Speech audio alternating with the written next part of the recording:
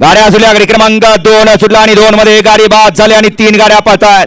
त्यामध्ये इकडे 2 नंबरवरती गाडी पळते नागटाणकरांची, पड्याला 4 नंबरवरती गाडी पळते वाटेगावकरांची आणि पड्याला 5 नंबरवरती गाडी पळते रेटरे बुद्रुककरांची.